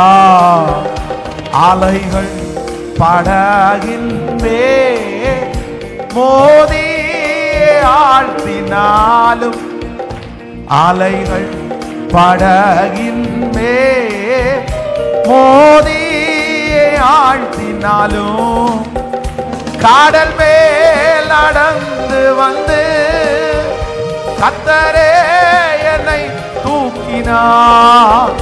கடல் மேல் நடந்து வந்து கர்த்தரே என்னை தூக்கினார். ஆடல்கள் நீக்கியவர் அமைதி படுத்தினார். ஆடல்கள் நீக்கியவர் அமைதி படுத்தினார். அஞ்சிடே அஞ்சிடே, என் இயேசு என்னோடு இருப்பதா. அஞ்சிடே அஞ்சிடே, என் இயேசு என்னோடு இருப்ப. கைகளை மேல தட்டி அஞ்சிடே அஞ்சிடே, என் இயேசு என்னோடு இருப்பதா. அஞ்சிடே அஞ்சிடே, என் இயேசு என்னோடு இருப்பதா. ஹல்லேலூயா ஹல்லேலூயா ஹல்லேலூயா. நல்லா கவனிச்சுங்க. நான் ஒவ்வொருத்தருக்காக ஸ்பெஷலாக ஃபேமிலிஸுக்காக இன்னைக்கு ஜெபிக்கிறதுக்காக நான் விரும்புகிறேன் இந்த ஃபாஸ்டிங் ப்ரேயரில். ஸோ ஆன்லைனில் இருக்கிறவங்களுக்கு சேர்த்து தான் கவனிச்சுங்க. ஆண்டவராகிய இயேசு கிறிஸ்து நம்மளை இன்னைக்கு வரைக்கும், இப்போ பாருங்களேன், இந்த வெள்ளிக்கிழமை ஃபாஸ்டிங் ப்ரேயருக்கு வச்சிருக்கிறீங்க. 1ஆம் தேதியிலேருந்து 1ஆம் தேதி நிறைய பேர் திருவிருந்து எடுத்தீங்க. இப்போ உங்களை பார்த்து கேட்குறேன், 1ஆம் தேதியிலேருந்து 7ஆம் தேதி 6ஆம் தேதி, இந்த 6ஆம் தேதி வரைக்கும் நீங்கள் ஒரு தப்புமே பண்ணலையா? ஒரு பொய் சொல்லலையா? ஒரு மிஸ்டேக் பண்ணலையா? நீ நினைச்சு பாருங்களேன், எத்தனை மிஸ்டேக், எத்தனை தப்பு. இவ்வளவு தப்பையும் உங்க குடும்பத்துல இருக்கிற ஒரு ஆளுக்கு விரோதமா நீங்க பண்ணியிருந்தா அந்த நபர் வந்து உங்களை விட்டு வச்சிருப்பாங்கன்னு நினைக்கிறேன். ஆனா இவ்வளவு மிஸ்டேக் பண்ணியும் ஆண்டவர் வந்து உங்களையும் என்னை இன்னைக்கு விட்டு வச்சிருக்கிறார்ல, அமைதியா ஆண்டவர் வச்சிருக்கார்ல. ஏன் ஏன் ஏன் அவருக்கு ஒரு அண்டர்ஸ்டாண்டிங் இருக்குது. என்ன அண்டர்ஸ்டாண்டிங் இருக்கு அப்படின்னு சொன்னா, நம்மளை ஆண்டவர் எப்படி அண்டர்ஸ்டாண்ட் பண்ணி வச்சிருக்கிறாருன்னா, அது ஒரு பலவீனமான, சொல்லுங்களேன், அது ஒரு பலவீனமான பாத்திரம், அது ஒரு பலவீனமான பாண்டம், அது மண்ணு, அது மண் அப்படிதான் இருக்கும். அந்த மாதிரி நம்மளை நினைக்கிறதுனால தான் நம்ம நிறைய பேர் இன்னைக்கு வெள்ளிக்கிழமை ஃபாஸ்டிங் ப்ரேயரில் கத்தரை தேடிட்டு இருக்கு, ஜெபம் பண்ணிட்டு இருக்கிறோம். மற்ற மாதிரி அவர் கொடுத்த ஆசீர்வாதத்தின்படி நம்மளை நினைச்சிருந்தாருன்னு வைங்களேன், இவனுக்கு இவ்வளோ செஞ்சோம், இத்தனை பண்ணணும், இப்படி எனக்கு பண்ணி தர்றான், வேண்டாம் அப்படின்னு நினைச்சிருந்தாருன்னா நம்மளால வாழ்ந்திருக்கவே முடியாது. அதனால இப்போ எல்லாருக்காகவும் இந்த காரியத்திற்காக ஸ்பெஷலாக ஜெபிக்க போறேன். உங்க குடும்பத்தில் ஒரு பெரிய சமாதானம் வரணும், உங்க பிள்ளைகளுடைய வாழ்க்கையில் ஒரு பெரிய சமாதானம் வரணும். இந்த செய்தியை தயவு செய்து இன்னையோட விட்டுறாதீங்க. இது உங்களுடைய சன்னதிக்கு டிரான்ஸ்ஃபர் ஆக வேண்டிய, உங்க சன்னதிக்கு கொண்டு போக வேண்டிய செய்தி. அவங்கள்ட்ட என்ன சொல்லுங்க அப்படின்னு சொன்னா, உனக்கு ஒரு அண்டர்ஸ்டாண்டிங் ஸ்பிரிட் உனக்கு வேணும்ப்பா, உனக்கு புரிந்து கொள்ளுகிற ஒரு அபிஷேகம் வேணும். எல்லாத்தையும் நீ என்ன பண்ணு, எல்லாத்தையும் நீ என்ன பண்ணு, நீ புரிஞ்சு செய், புரிஞ்சு செய், நீ புரிஞ்சுக்கோ. அதுவும் குடும்ப வாழ்க்கையில் நீ புரிஞ்சு கொள்ள வேண்டியது ஒன்னே ஒன்று என்ன அப்படின்னா, என்னை பார்க்கலும் அவன் நீதி உள்ளவன். என்னை பார்க்கலாம். நான் நல்லா நினைச்சுங்களேன், இப்போ ஒரு கணவன் வந்து சொல்றாரு, என் மனைவி பேர்ல அத்தனை பழியை சொல்லிட்டாரு. கணவன் வந்து அந்த மனைவி பேர்ல அத்தனை பழியை சொல்லிட்டாங்க. இவங்க ஏன் பழி சொல்றாங்க? ஏன் பழி என்ன அப்படின்னு சொன்னா, இந்த கணவன் வந்து அவருடைய இடத்துல இருக்கும்போது அவருக்கு அது என்னவா தெரியுது? தப்பா தெரியுது. மனைவிக்கு அவங்களுடைய ஸ்தானத்துல போகும்போது, நீங்க உங்களுடைய கணவனாருடைய இடத்துல போய் நின்று பார்த்தீங்கன்னா, கணவனாருடைய மைண்ட் செட் படி நீங்க செய்யறது என்னவா இருக்குது? அவர் செய்யறது தப்பா தான் தெரியும். அதே நேரத்தில் அவர் உங்க இடத்துல வந்து நின்று பார்த்தாருன்னா அவர் பண்றது அவ்வளவுதான், வேற எதுவுமே கிடையாது. இதை நம்ம புரிஞ்சுக்கல அப்படின்னு சொன்னா நம்ம சண்டை போட்டுட்டே இருப்போம், சண்டை போட்டுட்டே இருப்போம். அதனால உன் அலங்கத்திற்குள்ளே சமாதானம், உன் அரண்மனைக்குள்ளே சுகம். ஹல்லேலூயா. இப்போ நம்ம எல்லாரும் ஒரு எழுதி வைக்க போறோம். என்ன எழுதி வைக்க போறோம் அப்படின்னா, என்னை பார்க்கலும் அவர், உங்க ஹஸ்பண்டுடைய பேரை எழுதி நீங்க சொல்லுங்க, என்னை பார்க்கலும் சாம் நீதி உள்ளவர் அப்படின்னு எழுதுங்க. அப்ப நீங்க எழுதும்போது, ஆமா நீங்க எழுதும் என்னை பார்க்கலும் சோன் சோ அந்த பேரை சொல்லி அவள் நீதி உள்ளவள். என்னப்பா அவர் சொல்லும் போது கூட அப்படிதான், என்ன பார்க்கல நீ பரவாயில்லப்பா, என்னை விட பரவாயில்ல, உன் சூழ்நிலையில இருந்து பார்த்தா நீ பண்ணது கரெக்டு, என் சூழ்நிலையில இருந்து பார்த்தா. ஒருவேளை இதை ஏற்றுக்கொள்கிற மனசு ஒரு சில வேளைகளிலே இல்லாமல் இருக்கலாம். சிலர் வந்து ரொம்ப பாரப்பட்டு வரலாம். ஆனா இதை அக்செப்ட் பண்ணிக்கங்க, இதை ஏத்துக்குங்க. இந்த வசனத்தை ஏத்துக்கிட்டு நீங்க அதுல நின்று டிராவல் பண்ணுங்க. அதுவும் நான் திரும்ப திரும்ப சொல்றேன், அவர் செஞ்சது நியாயம், நீங்க செஞ்சது தப்பு அப்படின்னு நான் சொல்ல வரல. அவங்களுடைய குவாலிட்டி வேற, உங்களுடைய குவாலிட்டி வேற. உங்களிடத்துல ஆண்டவர் எக்ஸ்பெக்ட் பண்றது வேற, அவர்களிடத்துல ஆண்டவர் எக்ஸ்பெக்ட் பண்றது வேற. நீங்க ஆவிக்குரிய வாழ்க்கையில உச்சான் தலையில இருக்கிறீங்க, உங்களுக்கு எதிரான அந்த நபர் வந்து ஒன்றும் இல்லாத இடத்துல இருக்கிறாங்க. அந்த இடத்தை கம்பேர் பண்ணி பார்க்கும்போது, என்னை பார்க்கலும் அவன் நீதி உள்ளவன், என்னை பார்க்கலும் அவள் நீதி உள்ளவள். ஹல்லேலூயா. அப்படியே ஒற்றுமை வரட்டும். ஒருவேளை கேஸ் ஏதாவது கோர்ட்ல இருக்குன்னா போய் சரண்டர் ஆகுங்க. பரவாயில்ல, என்ன பார்க்கல நீங்க நல்லவங்க தான், இல்லை நான் தான் அப்படி பண்ணியிருக்க கூடாது, நான் தான் அப்படி கோவப்பட்டுறக்கூடாது. நீங்க போங்க, நீங்க ஒப்புரவாகுங்க, நீங்க பேசுங்க, அந்த கேஸை வித்ரா பண்ணுங்க, அந்த கேஸை ரிட்டர்ன் வாங்குங்க. அந்த சண்டையை வித்து யாராவது ஒருத்தர் பிரிஞ்சு அம்மா வீட்டில் வந்திருக்கிறீங்களா, கோ நீ போங்க, ஓடி போங்க, அங்கே போயிட்டு என்ன பார்க்கல நீங்கள் நல்லவங்க தாங்க, நான் அப்படி பண்ணியிருக்க கூடாது, நான் அப்படி பேசியிருக்க கூடாது, நீங்க அந்த வார்த்தையை சொல்லுங்க. இது கர்த்தருடைய வார்த்தை. நிச்சயமா உங்க குடும்பம் கட்டப்படும். ஒரு நாள் அவர்களுக்கு ஒரு உணர்வு வரும், ஒரு நாள் அவர்களுக்கு ஒரு மாற்றம் வரும். குடும்பத்தை பிரிக்கிறதுக்கு தான் பிசாசு எத்தனையோ முயற்சி எடுக்கிறான். ஆனா கர்த்தர் குடும்பத்தை கட்டுவதற்கு கர்த்தர் முயற்சி எடுக்கிறார். இந்த குடும்பத்தையே கட்ட முடியலன்னா இன்னொரு குடும்பத்தை கட்ட முடியாது. இந்த மனைவியை நடத்த முடியலன்னா இன்னொரு மனைவியை நடத்த முடியாது. இந்த கணவனாரோட வாழ முடியலன்னா இன்னொரு கணவனாரோட வாழவே முடியாது. இது கர்த்தரே உங்களுக்கு நியமித்து கொடுத்தது, இது கர்த்தரே உங்களுக்கு கொடுத்தது. ஆமேன். அவர்கள் மனசுல கர்த்தர் பேசுவார். ஆக அவர்களை தூக்கி போடுறது, அவர்கள் தூக்கி போட்டா போடட்டும், ஆனா நான் தூக்கி போடக்கூடாதுன்னு நீங்க முடிவு எடுங்க.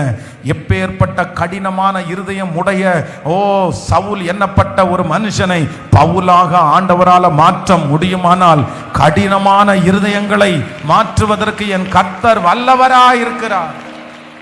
ஆமென். கைகளை உயர்த்தி ஜெபிங்க. இந்த ஜெபம் உங்களுக்கு மட்டும் இல்லை, உங்க ஃபேமிலிக்கு, உங்க பிள்ளைகளுக்கும் சொந்தமானது, உங்க பேர பிள்ளைகளுக்கு கூட சொந்தமானது. சொல்லுங்க, எல்லாரும் ஜெபம் பண்ணுங்க. இன்னைக்கு பேசப்பட்ட இந்த வார்த்தை ஒவ்வொரு குடும்பங்களையும் வந்து அப்படியே சேரட்டும். என் பிள்ளைகளுக்கு அந்த வார்த்தை கடந்து போகட்டும். என் பேர பிள்ளைகளுடைய தலையின் மேல அந்த ஆசீர்வாதம் இருக்கட்டும். நீங்க சொல்லி சொல்லி ஜெபம் பண்ணுங்க. சத்தத்தை உயர்த்தி, எசப்பா எனக்கு இந்த சத்தியம் 10 வருஷத்துக்கு முன்னாடி கிடைச்சிருந்தேன்னா நான் மாறி இருப்பேனே பாஸ்டர், நான் திருந்தி இருப்பேனே பாஸ்டர், நான் விட்டு கொடுத்திருப்பேனே பாஸ்டர். ஆனா இன்னைக்கு எல்லாம் முடிஞ்சு போயிடுச்சு. என்னுடைய ஆப்பர்ச்சுனிட்டியை நான் மிஸ் பண்ணிட்டேன், என்னுடைய வாழ்க்கையை நான் இழந்துட்டேன். ஆனா என்ன மாதிரி என் பிள்ளைகளை இழக்க கூடாது, என் குடும்பம் இழக்க கூடாது அப்படின்னு சொல்றவங்க கூட உங்க கைகளை உயர்த்தி சத்தமா நீங்க ஜெபம் பண்ணுங்க. முழு பலத்தோடு கூட ஜெபம் பண்ணுங்க. ஸ்தோத்திரம், ஸ்தோத்திரம், ஸ்தோத்திரம், ஸ்தோத்திரம். ஹல்லேலூயா, ஹல்லேலூயா. உங்க குடும்பம் கட்டப்படுதலை கர்த்தர் விரும்புகிறார். மகளே, உன் காயங்களை கர்த்தர் பார்க்கிறார். மகனே, உன் காயங்களை கர்த்தர் பார்க்கிறார். நீங்க எவ்வளவு தாழ்ந்து போறீங்கன்னு கர்த்தருக்கு தெரியும். நீங்க எவ்வளவு விட்டு கொடுக்கறீங்கன்னு கர்த்தருக்கு தெரியும். கர்த்தருக்கு தெரியும். ஆண்டவரே, நான் இவ்வளவு விட்டு கொடுக்கிறேனே ஆண்டவரே, ஆண்டவரே நான் இவ்வளவு தாழ்ந்து போறேனே ஆண்டவரே, ஆனாலும் ஒரு உணர்வு கூட இல்லையே. இன்னும் நான் எவ்வளவு தாழ்ந்து போகணும், என் மக இன்னும் எவ்வளவு தாழ்ந்து போகணும், என் மகன் இன்னும் எவ்வளவு தாழ்ந்து போகணும்னு நீங்க கேட்கிறது சத்தருடைய காதுகளிலே கேட்கிறது. ஆனா அப்பா சொல்றாரு, நீ தாழ்ந்து போகணும்ன்றத மட்டும் நான் சொல்லல, அவர்களை பார்க்கலும் நீ என் பிள்ளை, நீ குவாலிட்டி உள்ள பிள்ளை, நீ எனக்கு உகந்தவள், நீ எனக்கு உகந்தவன், நீ என் பக்கத்திலே இருக்கிற, அதனால உங்ககிட்ட நான் இன்னும் எதிர்பார்க்கிறேன். அவங்களையும் உன்னையும் கம்பேர் பண்ணவே முடியாது, அவங்களையும் உன்னையும் ஒப்பிட்டு பார்க்க முடியாது.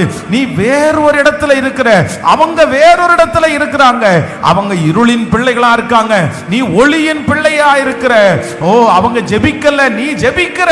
அதனால கர்த்தர் உங்களிடத்துல எதிர்பார்க்கிறது ரொம்ப பெருசா இருக்குது. ஒப்பு கொடுக்கிறேன்னு சொல்றவங்க சத்தத்தை உயர்த்தி இயேசுவே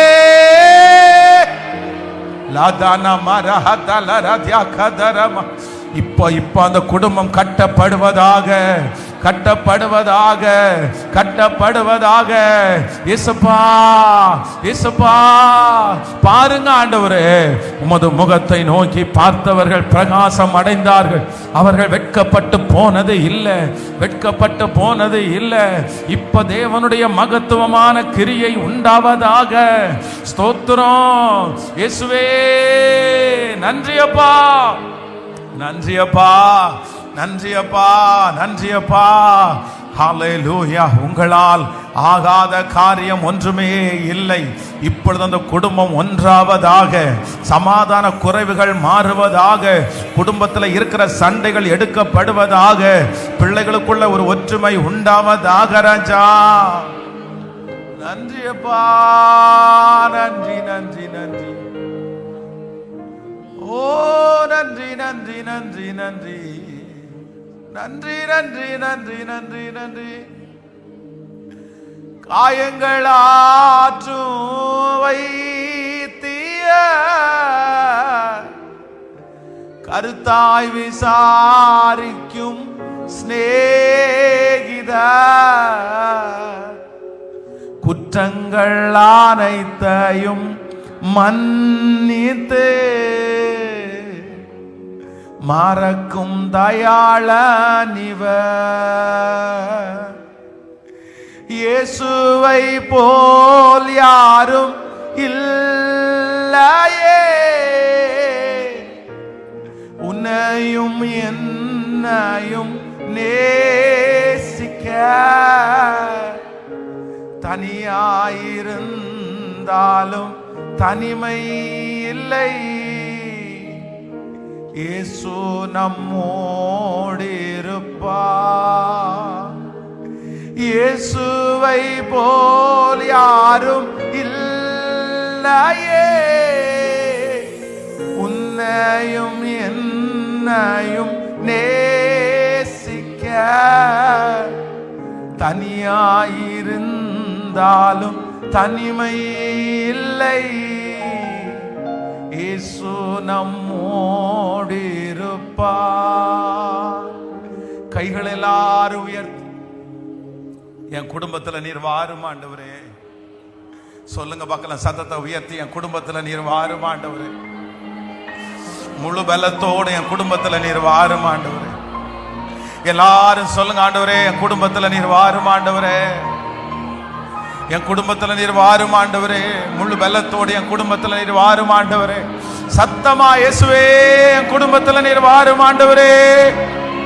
இயேசு உங்க சத்தமானவர் என்ன கேட்டது, இயேசுவே என் குடும்பத்துல நீர் வாரும் ஆண்டவரே.